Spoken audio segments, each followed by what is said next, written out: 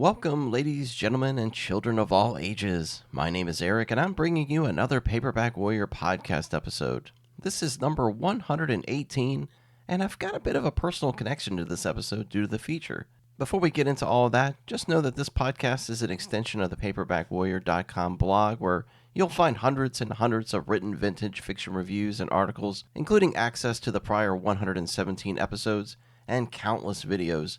You can follow on Facebook, Threads, Instagram, and X, and listen to this show and watch videos on archive.org by searching for Paperback Warrior. You can donate to the show by clicking on the desktop version of paperbackwarrior.com and looking on the right side near the top. Cheers to superfans like Derek Wallace. Derek, you're awesome. Ida Umphers, you continue to be amazing.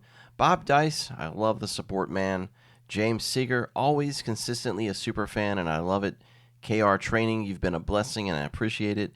Peter Roble, always supporting, always there every month, and I appreciate you. And David Kowalski, longtime supporter, donator, fan. I can't thank you enough. Thanks to all of you for being longtime donators and supporters for this show. I can directly link their donations to the cost for my video editing subscription through Adobe, my hosting payment through Spreaker each month, and my Dropbox storage bill for housing all these images, reviews, audio files, and videos, plus the domain cost each year. My recent advertising for a Pulp Fest was donation money. The cost of turning Paperback Warrior into an LLC and paying the government their fees was in part donations and the affiliate money I received from you guys and gals buying books through Amazon or Abe. As grocery costs continue to increase, so does the cost of running a brand like Paperback Warrior. Won't you consider donating today? If you can't donate, no big deal. Just know I appreciate your continued support in reading reviews, listening to the shows, watching the videos, and subscribing. All of you are truly a blessing to me. Now, I'm going to take just a second more to advertise a couple things that are important to my life. The first thing is a charity organization I've been helping out with on Saturday mornings. Now, I know this is a global podcast, so you can't necessarily join me in Jacksonville, Florida for volunteering, but if you get a moment, please check out sponsoredbygrace.org and consider donating there. It's a great cause helping kids in the projects, and your money goes a long ways in supporting them with snacks, sporting equipment, books, mentoring, and so forth. Again, sponsoredbygrace.org. The second thing, really fast, is something I mentioned on my last episode. My full-time job away from Paperback Warrior is running my own business writing Medicare insurance plans for my customers. If you or anyone you know needs help navigating Medicare, please consider calling me. My office number is 866-211-7443, extension 3641. Again, 866-211-7443, extension 3641. You can also reach out to any of the Paperback Warrior contact methods as well. Last but not least, remember your local Big Brother and Big Sister organizations. You can sign up to be a Big Brother or Big Sister, or just donate or help out physically with their events around town. My little brother, I started mentoring him in 2016, and next month he's graduating high school and he's off to college. It's been a fun and rewarding 9 years for me and my family, and I wouldn't trade it for anything. Alright, so enough with peddling my wares like a street merchant. Let's get down to today's content. On this episode, I'm going to dig into the life and literary career of author Frank G. Slaughter. He was an American novelist that authored nearly 70 books in a variety of formats, including medical thrillers, crime-noir, action-adventure, romance, and even biblical history. He was published by all the major publishers, and I have sort of a weird connection to him. It isn't anything major, but it's a small connection, and I'm excited to discuss it as part of today's feature. I'm also reviewing a 1991 mystery suspense paperback titled Winterkill by Katherine Johnson. But first, I wanted to tell you about some new releases, and also a couple of books I picked up recently. I'll start with the books I acquired. The first one, let me grab it here. This first one is titled License to Kill.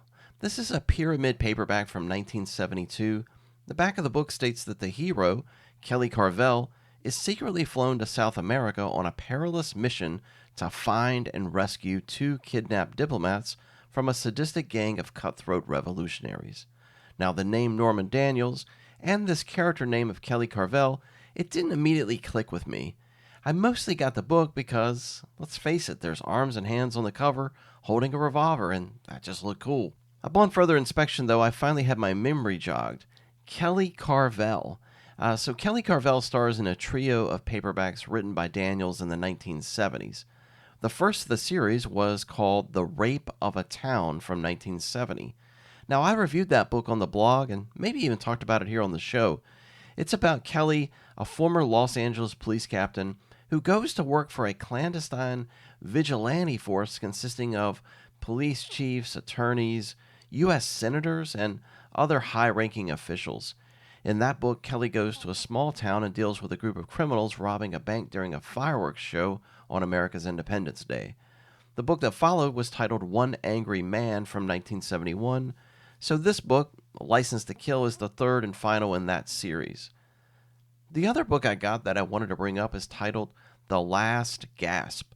This is written by Trevor Hoyle and published in 1983 as a hardcover by Crown Publishers.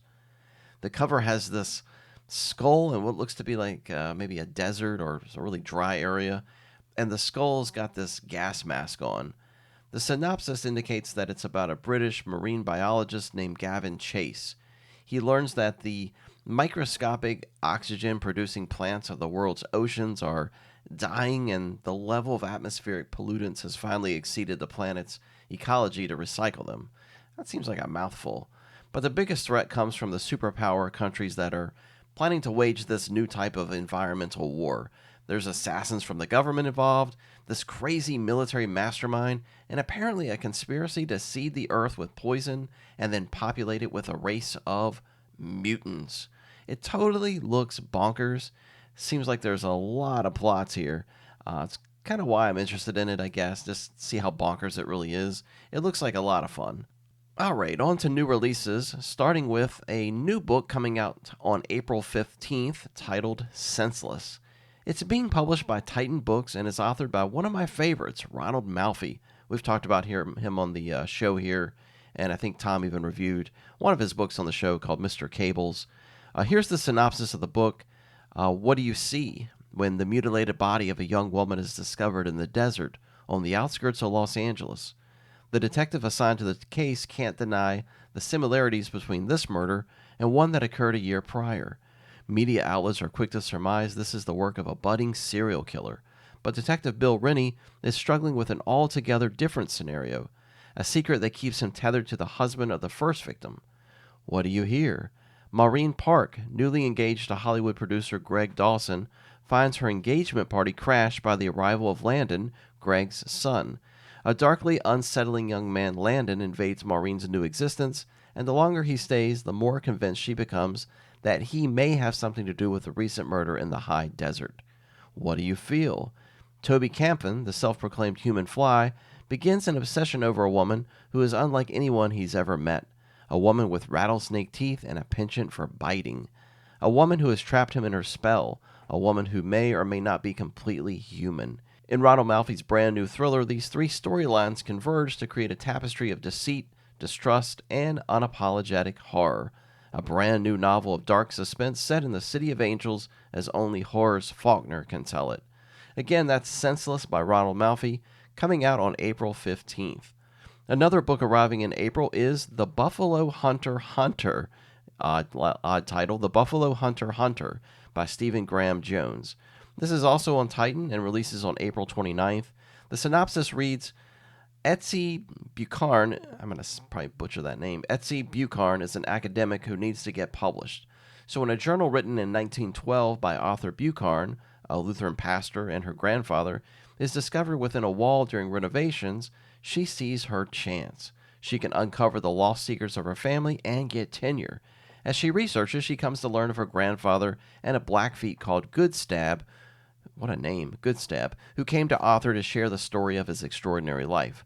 The journals details a slow massacre, a chain of events charting the history of Montana State as it formed, a cycle of violence that leads all the way back to 217 Blackfeet murdered in the snow, a blood-soaked and unflinching saga of the violence of colonial America, a revenge story like no other, and the chilling reinvention of vampire lore from the master of horror. Again, that's The Buffalo Hunter Hunter by Stephen Graham Jones. Friend and Paperback Warrior fan and reader Lee Goldberg announced the sixth Eve Ronin book. It's titled Fallen Star, and it's going to arrive on October 14th. I've read a couple of those Eve Ronin books and reviewed them here on the blog. Very, very good crime fiction. I really enjoy all the characters. But before that is another Goldberg book arriving this month on April 22nd. It's called Hidden in Smoke, the third book in a series featuring arson investigators Walter Sharp and Andrew Walker. What's cool about this book is that Eve Ronin and her partner Duncan show up in the book to assist Sharp and Walker. So very neat combination of Goldberg's characters. All right, so before I get on to today's feature, I also wanted to announce a couple things going on. The first is that I am going to be interviewing, I'm going to be talking with a guy named Greg Shepard. Some of you may know Greg Shepard because he owns Stark House Press and also the imprint of Black Cat Books. To my knowledge, and I haven't really delved into this too deep, but to my knowledge, I don't think Greg's ever been on camera to do an interview with anyone. So I was really shocked when I pitched my idea to have him on camera to do an interview and to talk about his experience in the book industry, his time with Zebra Books back in the day, selling Zebra Books as a store-to-store territory sales rep, and how he got into Stark House Press, what books kind of influenced him to even start Stark House Press, where he gets his ideas for books that he wants to reprint, new books that he does put out. So I'm really, really excited to talk with him, but I pitched my idea to him, and he's like, you know what? I'm retired. I'm a little shy, but you know what? I'm going to give this a try.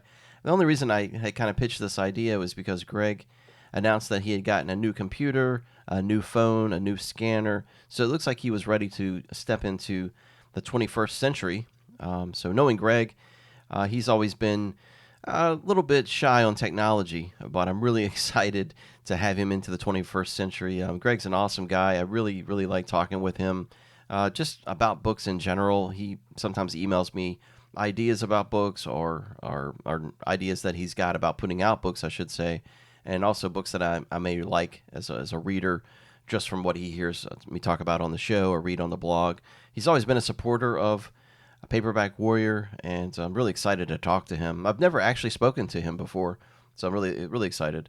But look for that. Hopefully in the first week of May, it should be launched as a conversation as part of this podcast, and then it'll also show up as a video on YouTube.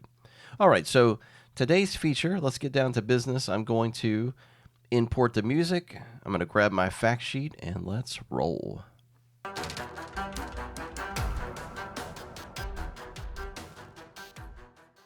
All right, so today's feature is about the life and career of one of the best-selling authors of the 20th century that you maybe haven't even heard of. His name is Frank G. Slaughter. Slaughter published 65 books between 1941 and 1987. He sold 75 million copies in 23 languages. His literary work was adapted into films starring the likes of Rock Hudson, Anthony Quinn, Gene Hackman, and Carroll O'Connor. So let's learn more about this successful author. Frank was born in 1908 in Washington, D.C. When Frank was 5, his family moved to Piedmont, North Carolina, where he grew up in a log-walled, pre-Revolutionary War farmhouse and found enjoyment reading old magazines. He read magazines like Argosy and St. Nicholas, and he was a really intelligent guy. He entered college at the age of 14.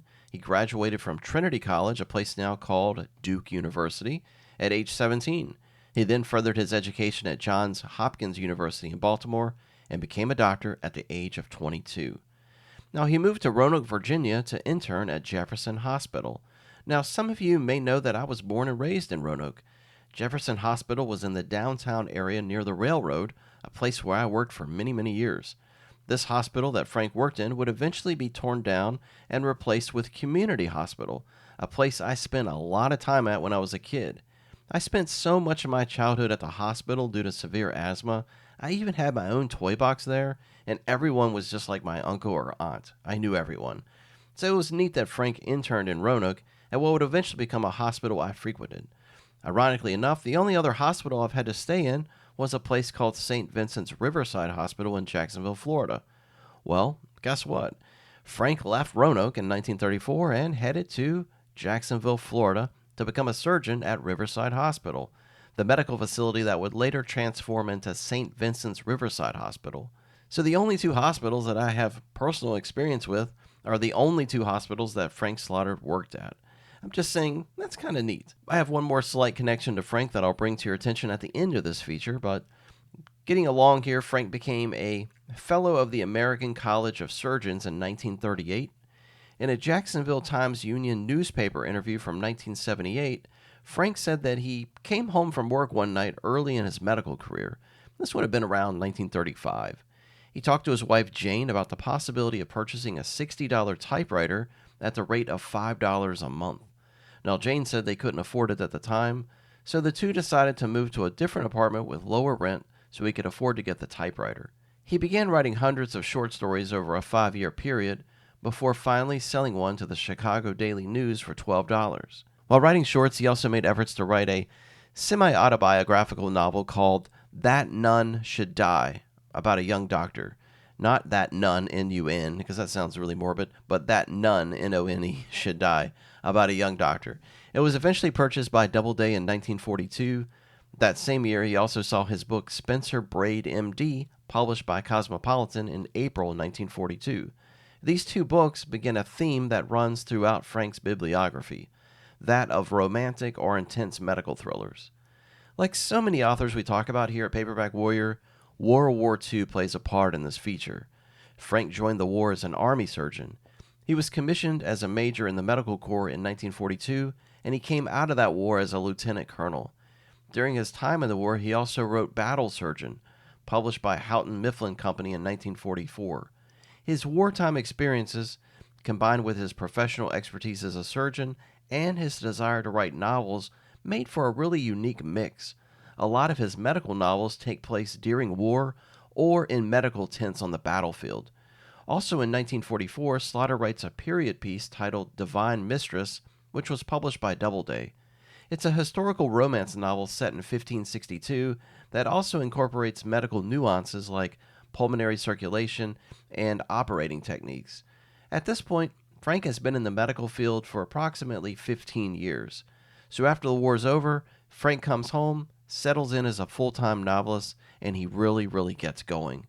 In 1945, his medical thriller A Touch of Glory is published in hardcover by Doubleday. The blurb is a young surgeon's fight against medical racketeering. In 1946, Slaughter writes the first of two novels starring Julian Chisholm, an Army field surgeon serving the Confederacy during America's Civil War. He wrote a sequel to this novel in 1950 titled The Stubborn Heart. In 1948, Slaughter's novel Daybreak was published. It's about a doctor attempting to find treatment for schizophrenia while fighting the medical community from forcing the patient to have a frontal lobotomy. This was a cruel brain operation that wreaked havoc on humanity in the early to mid-20th century. Now, when I think of Frank Slaughter or read his books, I always check to see what genre it is. You see, Frank had 3 distinct genres he mostly focused on. There's some overlap, but his books are going to either be medical thrillers, some modern and some set in a backdrop of military fiction across various wars throughout history, or they'll be biblical history novels, which we'll talk about in a moment, or his books will be action-adventure escapism set in the early days of Florida and Georgia history.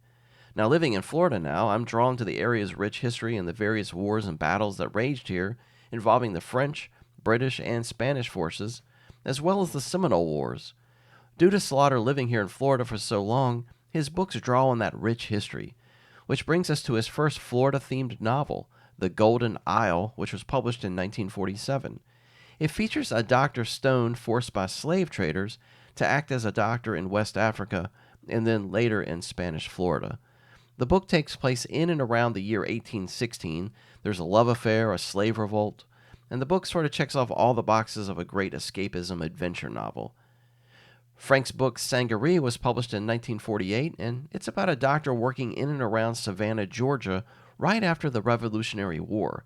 The book was adapted to film in 1953, and the screenplay was written by David Duncan, who would later go on to adapt and write the classic Paramount movie The Time Machine, based off of H.G. Wells' book.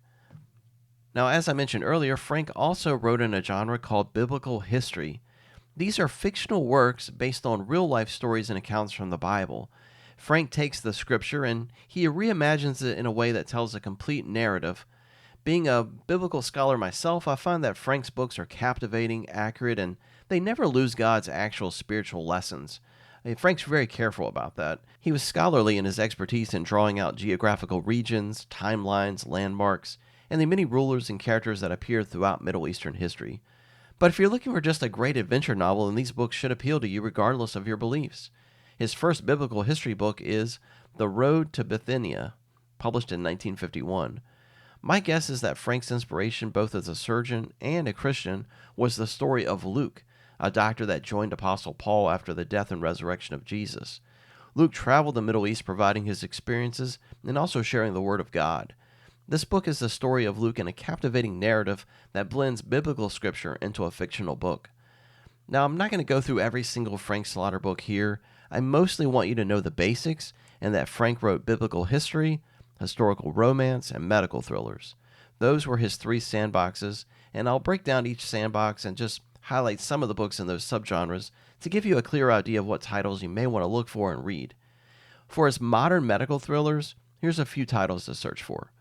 The 1952 novel That None Should Die is just a straight-up medical thriller with hospital politics. That book also deals with the concept that Congress was examining at the time that doctors and surgeons should all be under federal control. The book Convention MD, published in 1972, is also about hospital politics. There's the 1955 novel The Healer, about a surgeon dealing with the death of his patient on the operating table. The 1961 novel Epidemic is about a doctor dealing with a fictional plague in New York City in 1965. That book makes me want to think what Slaughter would have felt in 2020 with the pandemic that hit all of us and especially decimated New York City. 1962's East Side General is a book about a big city hospital in New York and all the characters and their stories and how they work and live together. Tomorrow's Miracle is about a surgeon who decides to become a global missionary. 1963's A Savage Place is about a young doctor returning to his hometown to practice medicine. 1964's Devil's Harvest is about researchers working on a cure. There's also a Chinese communist thrown into the narrative.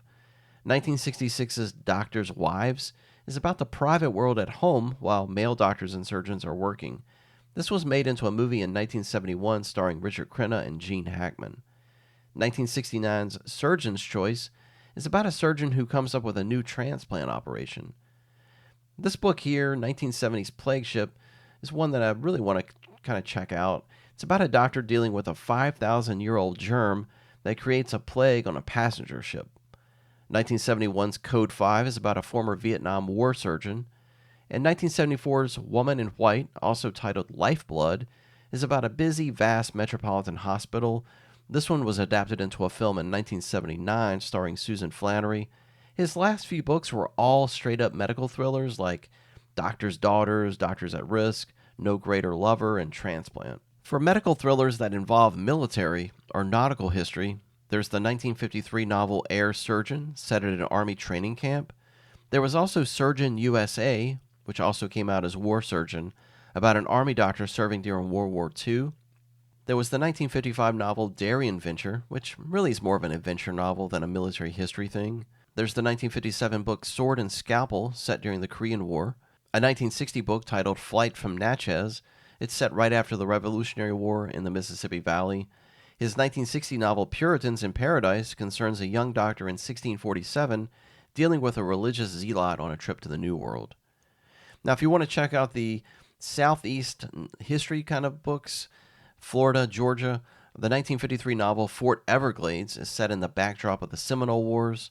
Another 1953 novel titled Stormhaven is about a Civil War doctor fighting and loving in and around that area.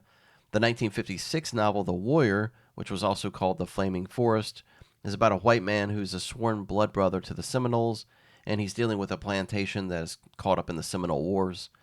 My favorite that I've read so far is called Appalachian Gold from 1954.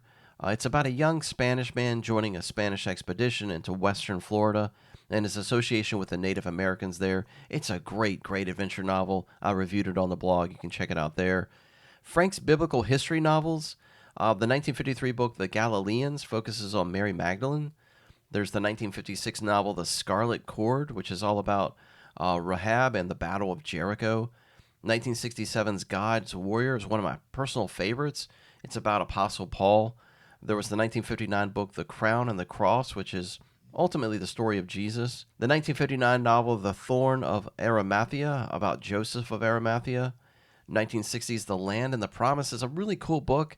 It spends about 3 to 4 pages on every major event from the Bible and sort of connects it as one long narrative that reads like a work of fiction. It's really, really cool. The 1961 novel The Curse of Jezebel is, of course, about Israel's demise under her reign. Another one of my favorites is David, Warrior and King from 1962. I reviewed that on the blog. It's excellent. 1963's Upon This Rock is the story of Simon Peter.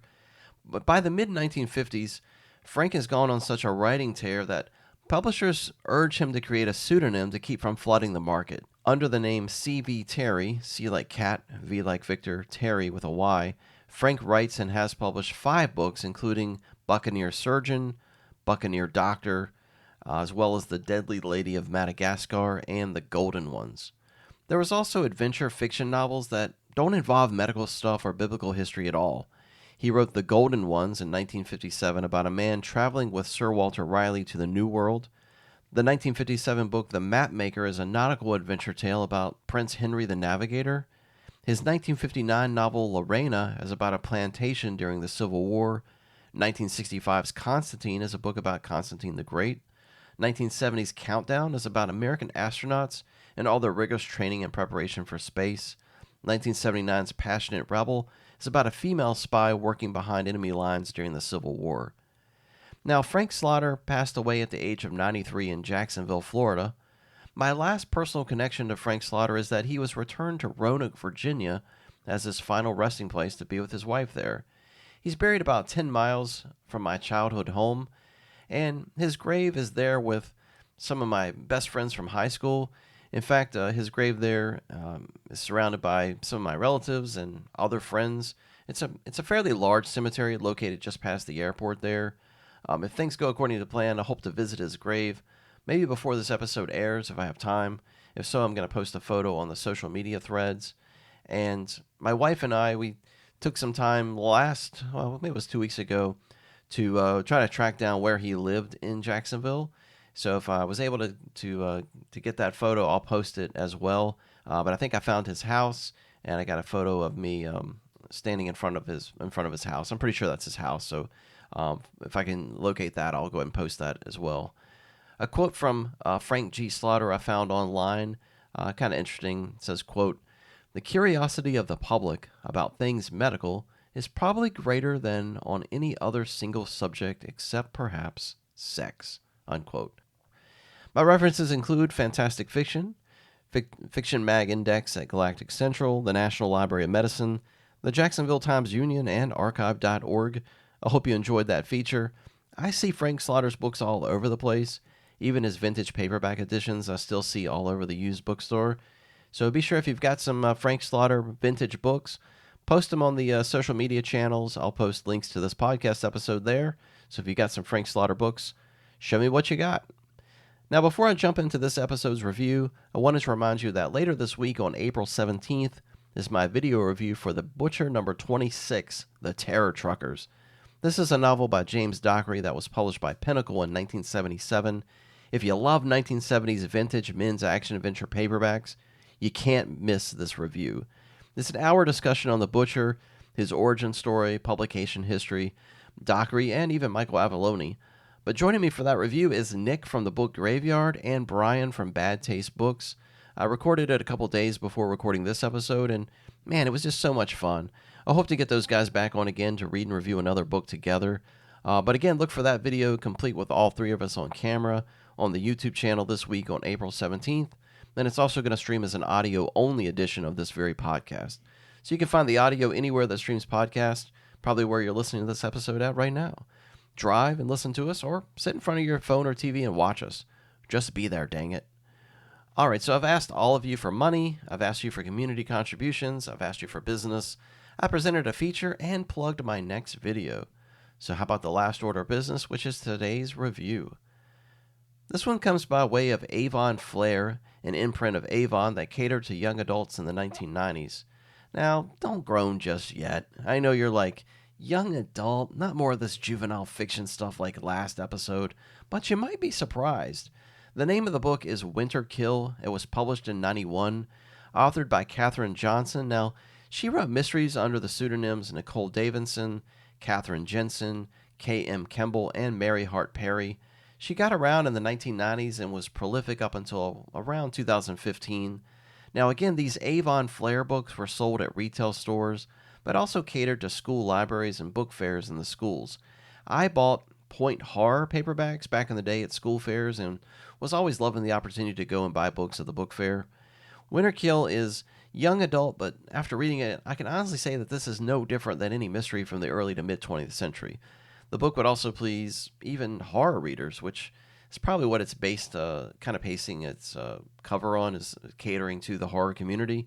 So if you enjoy the childhood perspectives in books by the likes of John Saul, Dan Simmons, I guess Stephen King, then that element is really the same in Winterkill. The book is about Karen, a high school student that's forced to move with her parents to a small town in Vermont. Now, this little town, it's got a ski resort, and it's got like a hotbed for tourism and things like that. So Karen's in this little town. She befriends a fellow student named Matt, and the two begin dating. Karen befriends Matt's friends Kurt and Brandon and has this little rivalry going with a local girl named Jerry. But one night at a party, Matt tells Karen he has to leave for just a little bit, but he's going to return. Well, Karen gets worried, and she follows Matt out into the parking lot, across the street, and then she sees him get hit in a hit and run.